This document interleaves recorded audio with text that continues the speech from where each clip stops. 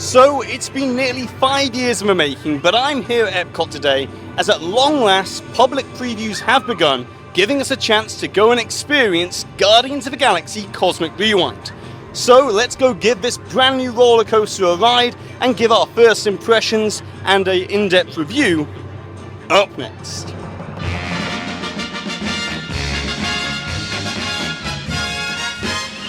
Hi there Waltoneers, I'm Jack and this is DSNY Newscast, and I've just got off Guardians of the Galaxy Cosmic Rewind and I want to give a quick spoiler-free first impressions of the attraction. And truly it's like a next generation roller coaster experience. I really think that Disney have nailed this one. Now in terms of not giving away too many details, I don't want to spoil it for you guys because I'll get into that in the in-depth review portion of this video, but it really is incredible, and that's not me being hyperbolic, about this attraction. It really is. They've done a fantastic job with this attraction. I think 5 years I've been covering this attraction since the beginning of this channel in 2017, and I think they've truly delivered on the promise of what they said, that it was going to be a big e-ticket thrill experience. Now, some aspects of it I think could have been improved, but we'll get to that in the in-depth review portion. But I think that this has got huge rewrideability. The roller coaster experience itself, let's just be honest about this, cameras are not going to do this justice. So, the shaky camera footage or anything like that, you have to experience this thing. And the thrill level of it is actually kind of surprising how thrilling it is. I mean, it goes fairly fast, but whether you ride at the front or the back, I prefer riding at the back. You get a better view of reverse launch. But the way I would liken this is, I imagine this is how people felt when they came off Space Mountain in 1975 for the first time. It's very much going to be the 21st century version of Space Mountain with 50 years of, or nearly 50 years, of technological progressions to bring this attraction together. And the other aspect to this whole thing is it's a different experience each time. There's so much to see, and there's so many different elements between the projection screens, which are fantastic, which, projection screens get a tough rap, but I think the projection screens are actually very good in this attraction. And then you've got physical set piece as well. But anyway, I don't want to go into too much detail now. I don't want to spoil it for you guys. So if you want to wait till after May 27th to be spoiler free, turn off the video right now. I'm telling you to turn off the video right now, because I'm about to move into the in-depth review portion of the video, and we're going to go talking all about the story details and everything else about this attraction. So with that being said, let's dive right in to the in-depth review portion. So let's begin with the overall ride experience, as this is utilising a brand new ride system called an Omni Coaster, which Walt Disney Imagineering have programmed to perfection so that the individual roller coaster train segments have controlled rotation in very specific areas, which not only keeps you brilliantly immersed within the action and chaos of the story, but it also delivers in accentuating the thrill level. As for an example, there are two areas where I feel that the rotation is at its best, and that is right as you come out of a reverse launch and up into this highly banked turn. And the second area where I think it's the best use of the rotation of the whole ride is when descending in the helix around the massive physical set piece of the moon. As coming out of that helix, you feel the G-force kick in. And for those wondering, no, I don't think that this is going to be a twirl and hurl. At least no more than riding any other roller coaster after eating and having a full stomach. However, what I will say is that if you're prone to motion sickness on rides like Star Tours, then this might be one to skip, as the combination of screen-based media, speed and rotation is probably going to have that effect. Then in terms of music, my own personal favourite is The Conga by Gloria Estefan, but all 6 tracks do work very well on the roller coaster, and of course, as is the case with all music, it's subjective, so everyone's going to have their own favourite. But then we get to the most anticipated aspect of this entire roller coaster, and that's the reverse launch, which definitely does not disappoint. As what the Imagineering team has done here through the logical use of story, music and physical effects is take a coaster feature that isn't revolutionary by any stretch despite it being a first for a Disney park, and they have made it into an integral storytelling point that makes for the most memorable moment of the whole ride. And if you're wondering about speed, well, you're blasted all the way back to the Big Bang at approximately 52 miles an hour, which isn't the fastest launch for a Disney roller coaster, but it sets the exhilaration level for the rest of the roller coaster to then deliver on. Then once inside the ginormous gravity building, it's a very dark environment and somehow it manages to hide the track much better than that of even Space Mountain. And if you couple that with the rotation, it makes it very hard to guess your direction of travel. But in that dark environment, there's also LEDs and projection mapping to create a star field that blends very well to the naked eye with the all-enveloping projection screens that are used to segment up the building.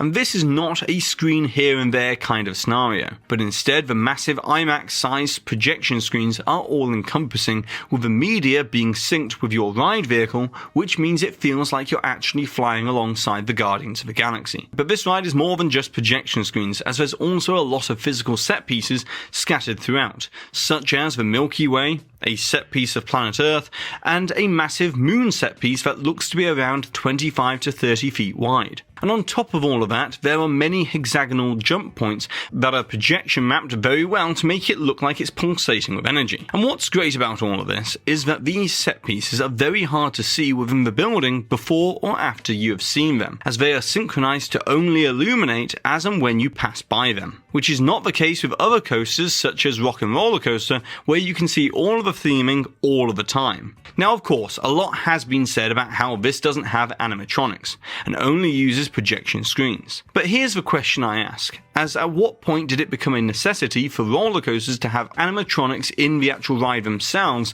to make them amazing experiences? As after all, Space Mountain, Rock and Roller Coaster, Big Thunder Mountain and Tower of Terror all don't have animatronics and yet are all fantastic thrill experiences. And in my opinion, it wouldn't have even improved the ride experience all that much to have the odd animatronic thrown into the actual ride, as you're moving so fast that it would have ruined the pacing. But one area where I was disappointed that there weren't any animatronics is in the pre-show, as in 2017, this artwork alluded to Rocket and Groot being in animatronic form. Now, I do understand that projects undergo many changes from initial conception to final product, but I guess what I'm actually annoyed about here is the lack of new artwork that could have set the expectations slightly better. However, having now seen the pre-show, I do think it would have been odd for two of those characters to have been outside of the ship in animatronic form. So personally, I would have preferred the characters to appear on screen inside the cockpit portion of a scale replica of the Milano or Benatar instead. But nevertheless, the pre-show does deliver a brilliant wow moment, which I would liken to the final segment from Journey into Imagination with Figment, but on a much larger scale, with way more suspense and lighting effects, and the speed to which the walls of the phase chamber are hoisted up into the ceiling is extremely impressive and does make people gasp at the effect, which is of course a major win for the Imagineering team. However, there is one aspect in particular which I'm curious about, and that is the way that the media for the attraction has been integrated, as the attraction relies very heavily on the idea of video call communication to show us the Guardians of the Galaxy. And this isn't just in the pre-show, but also at the beginning of the ride as well. And I wonder if Disney had other plans for the filming, such as showing the Guardians as full-body people on a Museum projection screen, much like what's seen in Rise of the Resistance or in Mission Breakout. But because Guardians of the Galaxy Volume 3 suffered a substantial delay as a result of James Gunn's removal and reinstatement to the project, maybe this caused a knock-on effect to not only how late in the project Imagineers had access to the full cast, but also the amount of time they were given to get the filming completed for the ride. As in the case of Mission Breakout, the filming took place during the production of Volume 2, and Imagineering were given a whole day to set up a separate stage to film the scenes that they needed. Whereas this time around, Volume 3 was already on a very tight production schedule because it had to be shot back to back with the Guardians Holiday Special coming to Disney Plus for Christmas of 2022. And this is just my own guesswork here and I could be wrong, but perhaps that's the reason why the Guardians are on video calls throughout, as it made it easier for the filming process. But despite all of that, the way that the Guardians are integrated still carries the story very well. And speaking of which, let's dissect the storyline, as the first thing to understand is that this does not take place within the timeline of the Marvel Cinematic Universe, as despite it happening after the events of Guardians of the Galaxy Volume 1, instead this attraction storyline exists within its own individual separate multiverse, where the events of Guardians of the Galaxy Volume 2 Infinity War and Endgame have not yet taken place, therefore explaining why Mantis is not present within the attraction. And the story concept is that the planet of Xandar and the Nova Empire have decided to reach out to us Terrans and build their first otherworld pavilion at EPCOT, as after all Peter Quill visited when he was a kid and would love to return. And to do this, the Xandarians are sharing their technological advancements, most notably the Universal Neural Teleportation Network, which creates jump points through time and space. And all of this is made possible through a piece of Xandarian technology called the Cosmic Generator.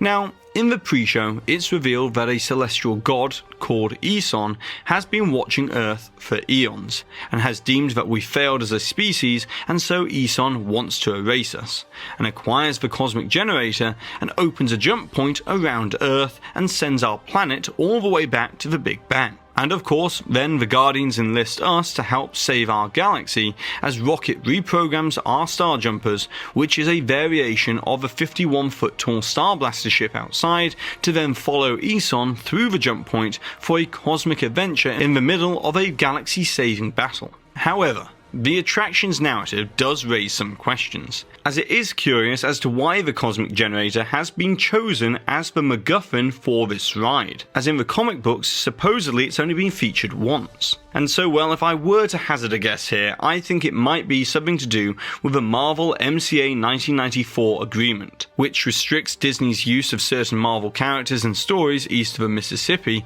if they are already being used in some way by Universal Studios. And the reason why I say this is because the Power Stone was in the possession of the Nova Corps at the end of Volume 1. And so I do find it strange that there is no mention of that, but maybe it's because the Power Stone story arc is also tied to the Avengers Infinity Saga, which would explain why it is not used as the plot device. And for that same reason, this might also explain why the celestial god Eson is not the same Eson the Searcher with the Power Stone who is shown in Volume 1, as Imagineering have made this Eson character different by having only 4 eyes and not the 6 eyes as they were shown in Guardians of the Galaxy Volume 1. And then, as we come to the end of this review, there is a burning question that I've seen many people mention, and that is, does this attraction fit within EPCOT? And my simple answer to this is yes, it does, as Imagineering has done a great job of integrating references to make this an otherworld pavilion showcasing science and technology, and along with references to Legacy Epcot, like the guitar riff of Universe of Energy before the launch sequence, or this scene from the queue. I would love to hear more about how Terra was chosen for this Wonders of Xandar tour. Well, that was totally my idea. And Epcot, too, because I love that place. It's awesome. I went there as a kid, and I cannot wait to get to go back and ride Horizons. Also want to see the energy, dinosaurs, and of course, hear the veggie fruit. It's the best. Or my own personal favourite being this reference to Walt Disney. Another of our cities on Xandar was designed in a radial pattern. We recently learned that your Terran visionary, Walt Disney, had a similar goal in mind with his early concepts for the experimental prototype Community of Tomorrow. And so yes, it does fit within Epcot very well. However, would I have chosen Epcot for a Guardians ride? No, I wouldn't, as instead I feel Hollywood Studios would have made much more sense, but no amount of complaining is going to change that fact. Also, the other thing, which I still would love Disney to do something about, would have been at least a theme of the part of the massive show building that is visible from the pavilion courtyard, by including a massive Nova Empire logo so that it would have been integrated into the story for the photos in front of the Star Blaster and as you walk up to the attraction in terms of sightlines. But, in summary, I feel that this is technically the best roller coaster that Disney has produced to date, in terms of sheer scale, the 360-degree theming, and the unique and innovative ride system.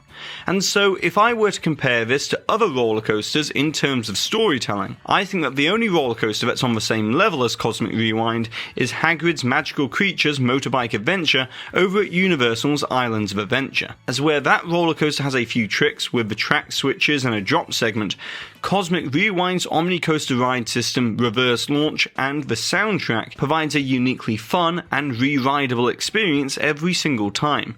And because it's one of the longest indoor roller coasters to be found anywhere in the world with over a mile of track, it also delivers on a worthwhile experience for the wait time. So to conclude, I think that the Walt Disney Imagineering team behind this attraction have created something that will be one of the most iconic rides of Walt Disney World for decades to come, and is definitely up there as a must-do experience alongside Flight of Passage and Rise of the Resistance. But now, it's over to you, Waltoniers. I would like to know, what are your thoughts and opinions on Guardians of the Galaxy Cosmic Rewind?